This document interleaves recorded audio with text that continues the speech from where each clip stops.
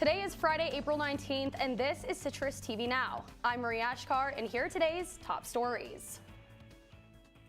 If you're a student interested in coming to campus a bit earlier next semester, listen up. Goon Squad registration is now open. Members will greet new students and families as they arrive to campus in the fall and will also help students move into their residence halls. The Goon Squad program began in 1944 and continues to be a tradition today.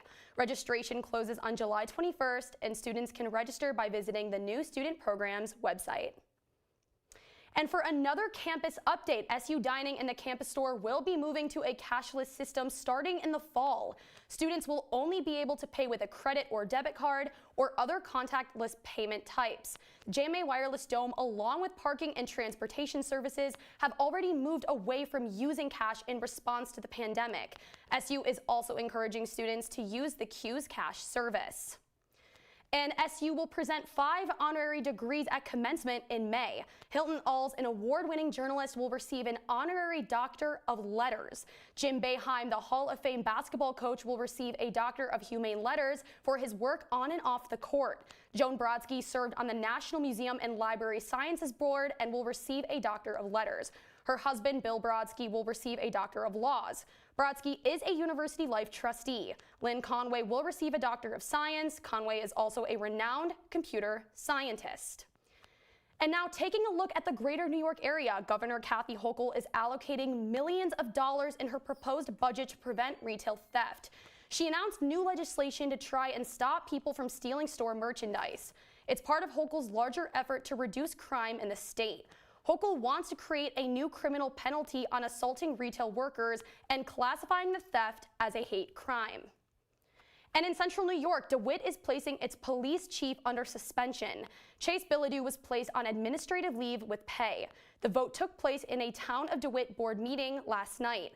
According to the minutes from the meeting, the decision was based on a personnel issue. It's still unclear why Bilodeau was placed on administrative leave, but the vote passed unanimously. Bilodeau has been serving since April of 2020. And coming up on Citrus TV Now, Onondaga Community College is preparing students to be future microchip employees. That and more after the break. Over her. Let's go. Let's move. Let's crawl. Let's crawl. Let's crawl. Hey, yo, we mobbing. Come on, girl. Let's crawl. Hey, yo, let's crawl. Hey, yo, let's crawl. Hey, let's crawl. Hey, yo, let's crawl. Welcome back to Citrus TV Now. Onondaga Community College is working to set students up to become future microchip employees. OCC's electromechanical technology degree program is in its second semester. 10 students from the program have paid internships with Micron this summer. OCC is going beyond undergrads. The school is working with local high schools to offer introductory electromechanic AL technology classes. High school students can also participate in a semiconductor program through the community college.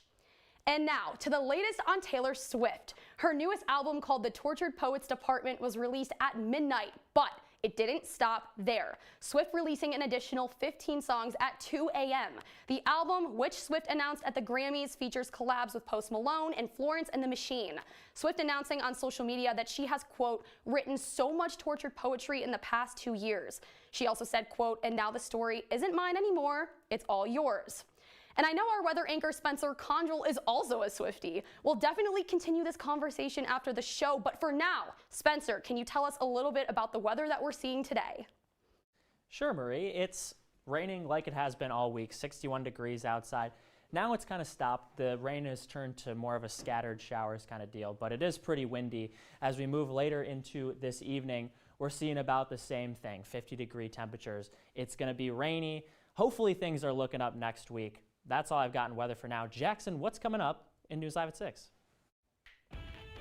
Well, Spencer, coming up on News Live at 6, an SU alumnus is using AI to generate professional headshots. I spoke with him and students about how the technology can make you stand out. Thanks, Jackson. That's all the time we have for you today on Citrus TV Now. I'm Achkar. The news continues at an hour with Ben Schiller and Alana Epstein.